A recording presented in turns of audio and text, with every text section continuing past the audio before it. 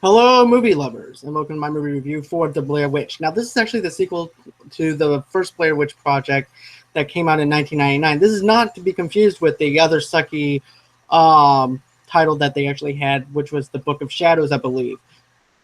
But still, I was not a fan of the original movie back in 1999. The movie came out back when I was in 7th grade. It didn't really appeal to me that much, but yet I can actually appreciate the fact that they were trying something new. This is actually the godfather of found footage movies, and this is also where you got your Cloverfield. This is where you got your other found footage movies.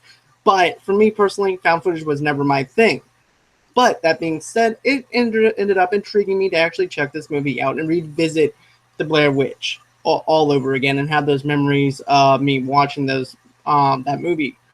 But for this and everything, I have to say the tension, the most positive thing I can actually say about this movie, the tension buildup is actually pretty good. It actually glues you into this whole entire thing because I like it whenever there's a little bit of tension there, just a little bit of tension. That's what you want out of a horror movie. You just don't want to say, bam, they're in the woods, because that will actually not have the tension that you want for it. As for the character development and everything in this movie, to be honest with you, I don't really feel any of the connection with any of the characters, despite the fact that, yes, it took a long time to actually set up the character development and stuff like that. And yes, you can actually tell that those people are actually best friends.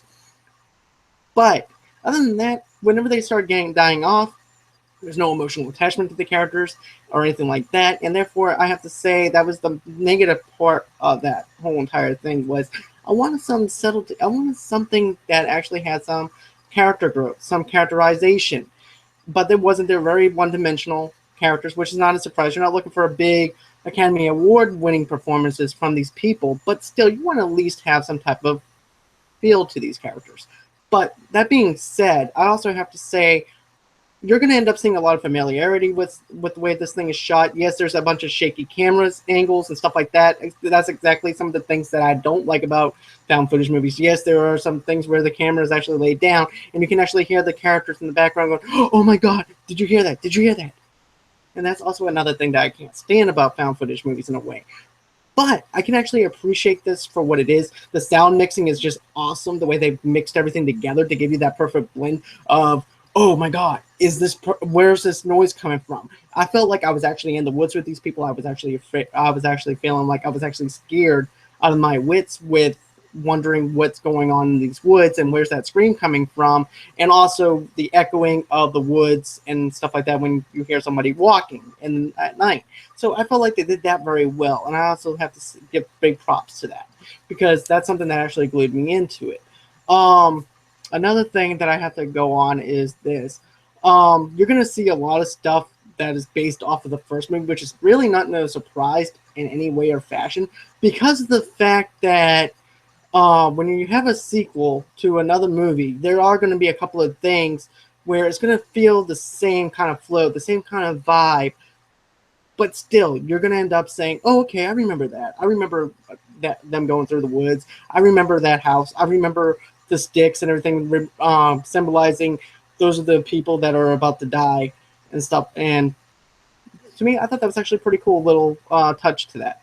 Nothing really felt forced. Nothing really felt anything. But for the most part, I didn't jump once. I didn't really feel on the edge of my feet, on the edge of my seat like I did with Don't Breathe. I also didn't feel the same effect with The Conjuring 2. But that's okay, though, because I actually felt some impact with this movie. I actually enjoyed this movie. I had some fun with this movie. But it wasn't on my list of what I would say my favorite top horror movies for this year. But it was still good. And really not that many complaints other than the fact that the characters were one-dimensional and it didn't really do much for me. But still, I have to say, it took its time. They built that tension, and once that tension was there, they let it go. And that's also what you want to do. You just want to let it go and let it flow to get that climax. It's not anticlimactic. It actually ends on the same kind of note that the first Blair Witch Project did, and it has that same creepy feeling. So, now, this is what the kicker is. I'm going to give this movie a 3 out of 5 for the simple fact that with the character development and stuff like that that's going into it, and the fact that I didn't get scared in this movie, but still it kept my attention going. That's what I'm relying on.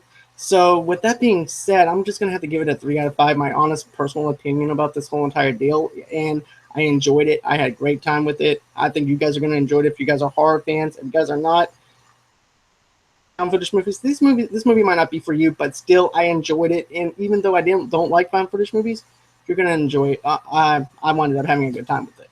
So that being said, tell me what you guys think. Did you like the Blair Witch project? The Blair Witch. What didn't you like about the Blair Witch? I would like to know. Comment below. Tell me what you guys think. And don't forget to give me that thumbs up. And don't forget to subscribe below. And until next time, bye-bye.